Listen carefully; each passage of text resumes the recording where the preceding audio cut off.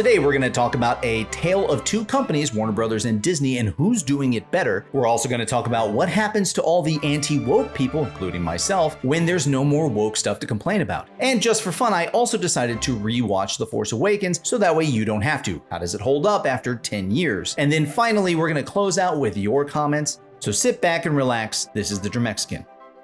I want to start off by talking about the tale of two companies. Now, I've said before, and I'm going to say it a lot more in this video as well, the woke problem in Hollywood, it does seem like it's starting to wane off a little bit. It does seem like, at least a little bit, these companies are starting to back off. And I do also think that with Bob Iger, I think some of you guys have probably heard about the controversies surrounding Bob Iger and the kind of disagreement with Kevin Feige and Marvel, and the problem that Marvel's basically saying, and Kevin Feige's basically saying, you asked for all of these movies, we did it, and now you're saying you want more quality and not quantity, but you're the one that asked for quantity. Absolutely, that's the case. I don't think that anybody thinks that that's not what happened with Bob Iger. But anyway, so what's going on right now is I do think that there's a waning off of what's happening with woke ideology being placed in movies, at least somewhat, at least enough to be able to start focusing on stories again. And that doesn't necessarily mean that they're going to be great stories. We're definitely going to have to, brush off some of the dust in the writing arena. This is no longer check marks. They need to start making good movies. And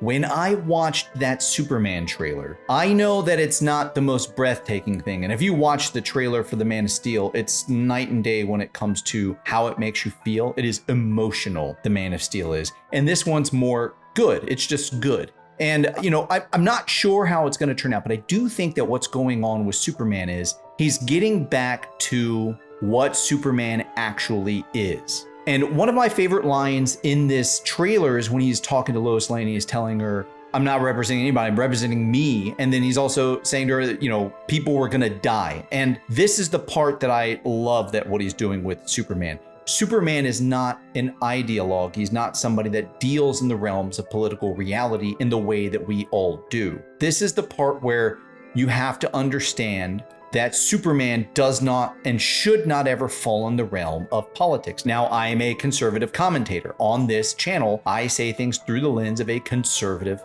religious, ideological person. However, I can see the realities that are placed around this character. Superman has always been interesting because Superman is not supposed to be political. If there's somebody that's trying to end the life of another somebody, all he's trying to do is stop that from happening. And it doesn't mean that he can't tell who the bad guy is in the moment. It doesn't mean that he can't stop a person who's doing it and that's the person that's the bad guy. But the idea being, it's not about that. That's our job. Our job in humanity is to be able to suss out who messed up, suss out who's the one who broke the law and the one that needs to go to prison. And it's his job to stop it. He wants people to live. So Lois Lane, as a journalist, is going to be asking these kinds of questions, these kinds of things that are going to say, what is this going to do for the overall problems in that particular region that you went in there and you prevented that war?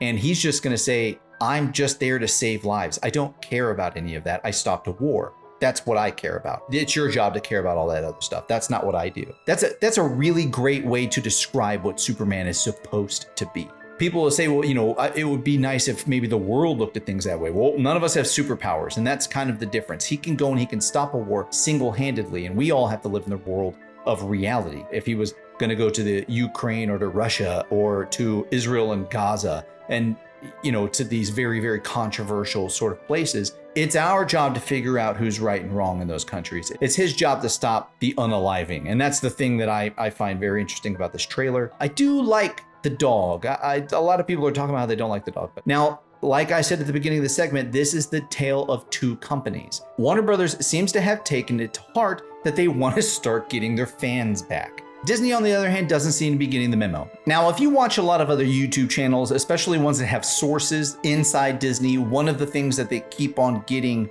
from their sources is that Disney is aware of what's going on. They are trying to make a change, but the biggest problem that they're running into is that they've got a lot of stuff that's already on the docket, stuff that already has contracts, and it's got to come out. And that's just the way it is in Hollywood. And when you're talking about, like what we said earlier with Bob Iger, and you're just trying to pump out as much stuff as you possibly can, that means that they've got this massive amount of stuff that does have to come out. And when you watch the trailer for Ironheart, there is no doubt in your mind that this TV show on Disney Plus was greenlit in a boardroom during the height of we're never going to lose an election again, woke ideology being implanted in every single product coming out of Disney. There is no doubt that that's what it was. And one of the things that the drinker had mentioned in his video when he talked about this was that it seemed like they were trying to hide it all the way up until the point that it was about to come out. And then they finally had to do something in order to try to gin up some kind of viewership for this thing. And I mean, to give Disney their credit, even when they make garbage, they do seem to be able to get some kind of viewership, even if it is more for the infamy rather than for the fame itself. To get back to the point, what I mean when I say this is a tale of two companies, it's actually not just two, it's all Hollywood companies. Now, I seriously doubt that any of these companies or any of the executives at these companies are watching this channel. I seriously doubt that they're watching even the bigger channels, because if they were, they wouldn't have been doing all this crap for all this time. But I am gonna say this, the first company that knocks it off, starts making good content that appeals to the entire family and is not filled with woke garbage and check marks for as much diversity as you can shove into a movie or TV show. The first company that takes that seriously and starts doing that on a normal basis, not in just one show, not in just one movie, but in a normal way, the first company that does that is gonna win.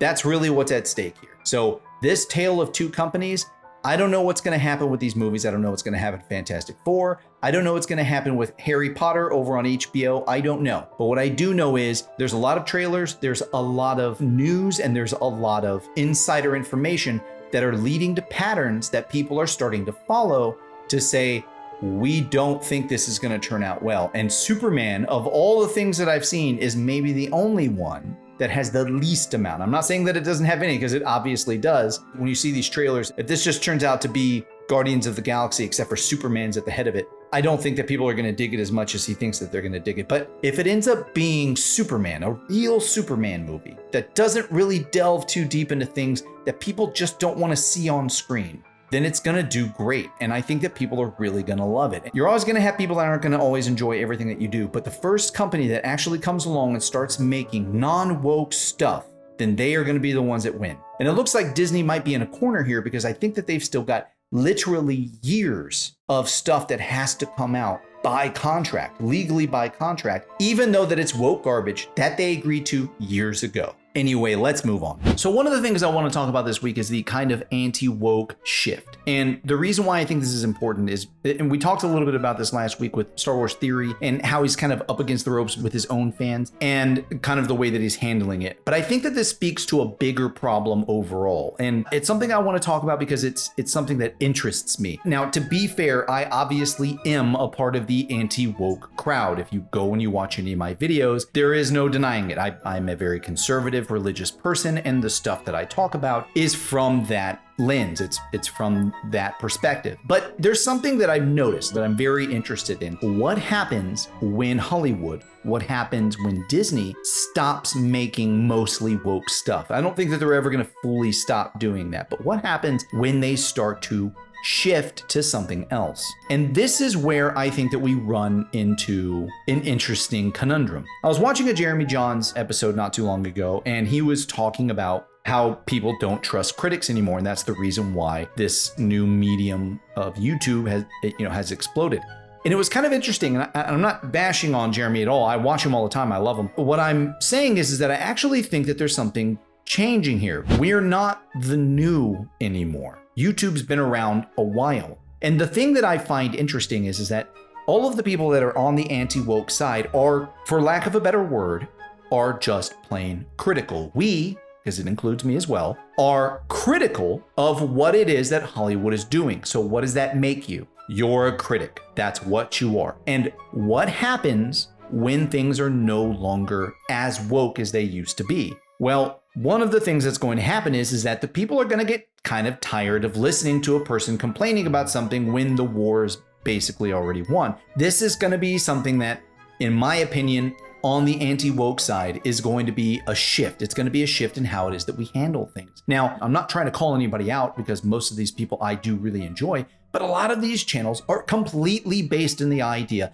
of yelling about what Disney does, and in some cases, literally yelling. The problem becomes what happens when that's your entire shtick, and then people don't want to watch that anymore. On this channel, I'm not going to change my opinion. The only way that I change my opinion is based off of evidence. Somebody or something or some series of evidence, something has proven to me that what I believe is wrong. I'm not changing my opinion just to be able to get clicks, just to be able to get views. But I do understand that I'm not always going to agree with my audience. And that's something that I think people on the anti-woke side, we're going to have to learn how to do. Because, you go back and you see how this all got started. You got Rotten Tomatoes, you have all these different critics, and they always say these amazing things about terrible movies, and everybody hates them. And what is it that they call them? They call them racist, they call them stupid, they call them bigots, they call them misogynists, and all these different things. Instead, most of the time, people just want to have good stories. And your own beliefs that are part of your own life and part of your own way of living are not always going to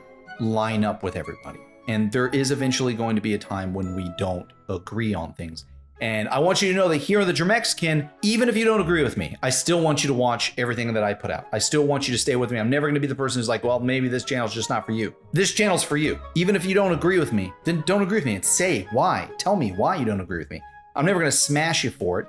Unless you're doing something like, saying terrible things or calling me names, then I'm going to individually call you out as an idiot. But for everything else, when it's good dialogue, when it's good points, I like to hear those things. I've made videos before where I just talk about stuff that people have responded to me about because I like to hear what the audience says. But anyway, let's move on. Now, I have talked about the sequel trilogy at length. I think that a lot of people have, but I do want to get into this because I feel that it's interesting to rewatch it now that it's been out for 10 years. And a couple of YouTubers have already done this, and now it's my turn. Here's my retrospective review of The Force Awakens. Now, I do want to get out of the way the things that I do think that they did well. J.J. Abrams definitely understood the look of Star Wars, and this is something that very few people have gotten right since him. He didn't even do it right in The Rise of Skywalker, but he did get the look of Star Wars down very well. First of all, he went and he dug up that Kodak lens that he used for filming, and then he filmed all of it on film instead of digitally that George Lucas did. Now, all of that was a hit against the prequel trilogy, but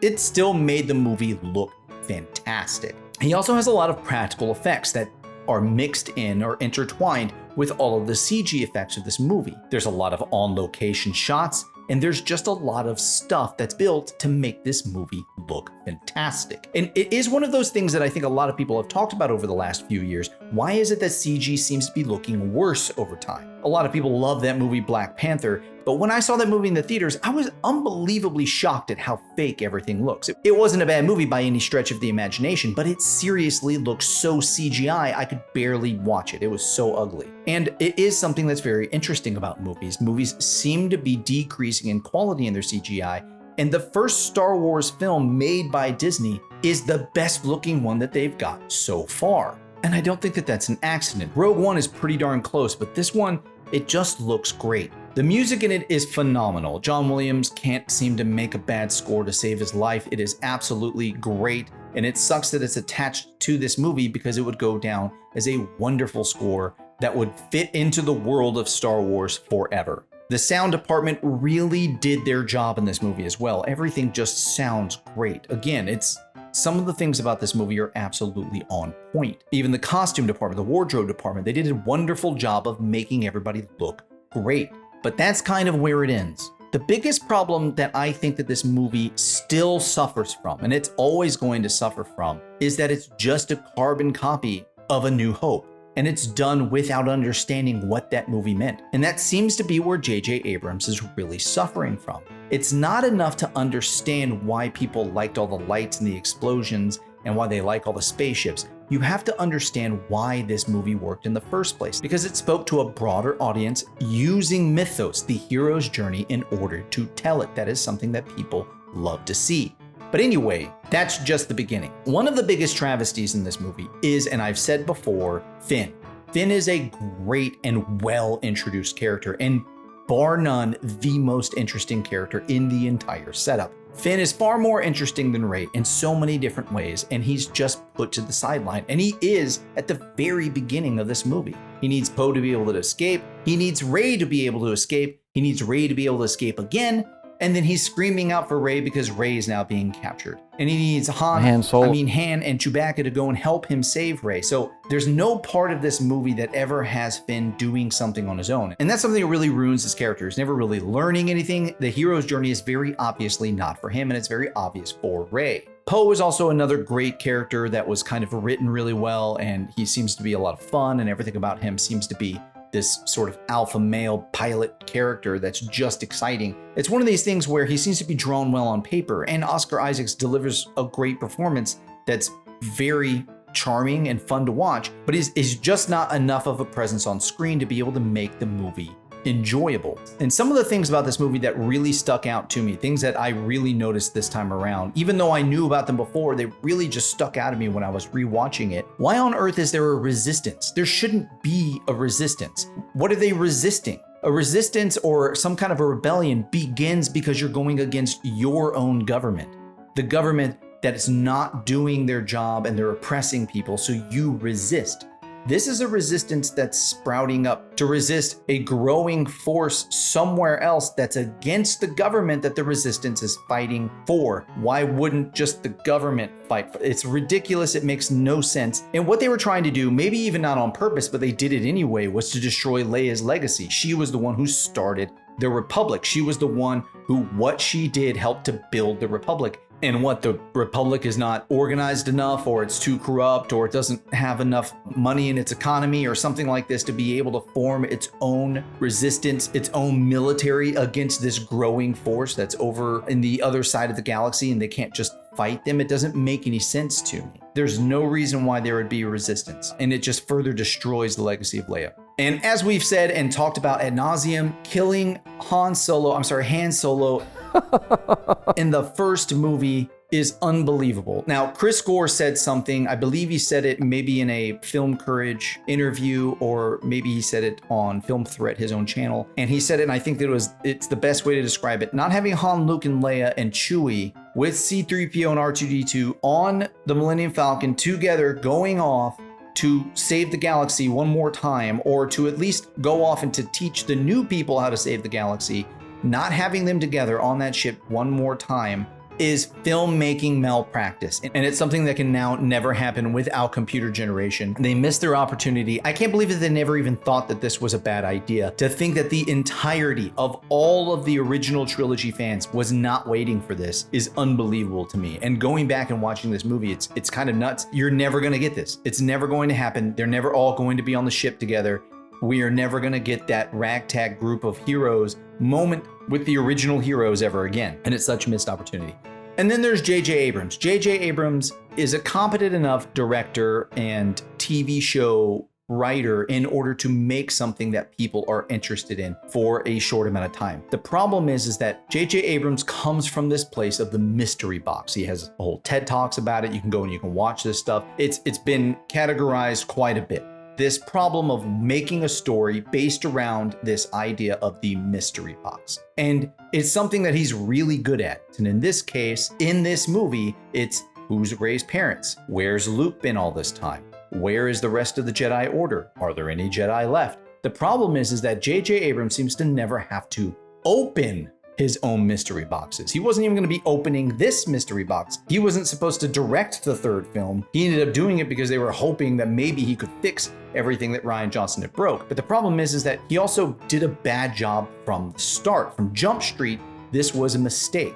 And J.J. Abrams, as good as he made this movie look, as good as he made these characters drawn out on paper, the way that it's executed is basically just A New Hope told all over again. And instead, some of our favorite characters are gone or dead. And all of our ideas of what it was that we were going to get with the New Republic and the future that the original heroes had built is all gone. And I think that they didn't understand what they were doing back then. I think that they were just doing their absolute best to make a movie that wasn't the prequel trilogy. Back then, Disney was shitting on the prequel trilogy. They absolutely do not like the prequel trilogy and did not realize that the majority of younger fans do like the prequel trilogy. But anyway, let's get to Rey. Rey is still a Mary Sue. I've talked ad nauseum about Mary Sue's. I don't think I need to go into it anymore. And to give Daisy Ridley some credit, it's not entirely her fault. I think that she does a pretty good job. I think that she even would have been a pretty good character in this regard if she just wasn't so good at everything. I said before, she's a better pilot than Han, and she's a better Jedi than Luke, because look, she's able to do things that Luke couldn't even do in the first movie. And she beats Kylo Ren with a lightsaber in a lightsaber battle with absolutely no training. He's been solo, trained by Luke Skywalker, and she beats him. That's stupid. It's so stupid. It's unbelievable. She uses Force mind trick. She doesn't even know what that is. She doesn't even know that she doesn't know what that is. That's how bad this all is. And to be fair, I think that she really did do her best. And I think that she actually did do a pretty good job considering the source material, but you cannot make a Mary Sue interesting. Nobody wants to see it, and we haven't wanted to see it for all 10 of these years. Now I'm going to end off with Kylo Ren, because Kylo Ren was one of those characters that everybody said was the most interesting of the new movies. I don't understand this at all. The villains in this movie and the villains in all of the movies are stupid. They really are. Kylo Ren is unbelievably emotional. I just don't get it. I really don't. I never found him to be interesting whatsoever. He is not a replacement for Darth Vader. He's not even close. And then if you're gonna have some petulant little teenager that's running around killing everybody in the galaxy, except for that he's a grown man, at least you want his leader, you want his Sith Lord to be somebody that's interesting. But even Snoke is yelling at every damn turn. No part of this has that kind of evil gravitas, that sort of huge cloak of danger and fear that you get just by looking at the Emperor, just by Darth Vader entering a room. And General Hux is no replacement for Grand Moff Tarkin. Grand Moff Tarkin is calculated, he's shrewd, and he says things precisely. He has absolutely no fear of the Empire's control. General Hux is a cartoon character at best, and honestly, it's a joke, and it completely makes the entire First Order, which is also a stupid name, seems so stupid. I just don't understand it. So even the villains in this movie, when going back and watching it, are just no good. But anyway, it gets a 2 out of 5 only because of the looks.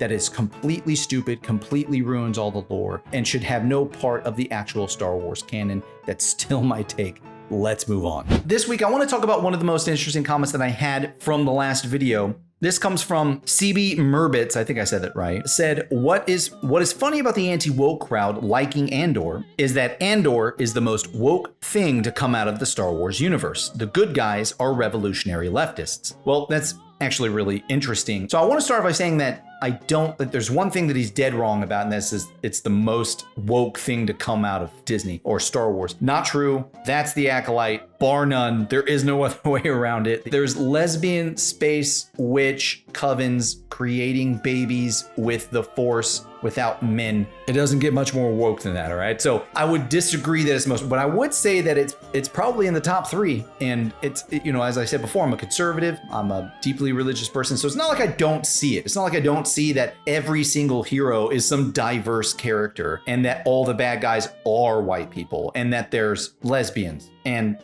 more lesbians and that there's obvious Trump parallels. Like it's very obvious that those are there. There's the, kind of on the nose things about undocumented workers. It's so on the nose in some ways that it's ridiculous. This is the point that I'm actually trying to make. What you're saying, I think, proves the point of the anti-woke people more than it disproves it. And the reason why is because the majority of the anti-woke people don't come from a lens that's like mine, where I'm doing it from a very conservative, a very religious perspective. Most of the time, what they've been saying, what my viewers have been saying to me, what the viewers have been saying to the biggest anti-woke YouTubers for the last 8 years, they don't care. They just want good storytelling. They don't want to see it.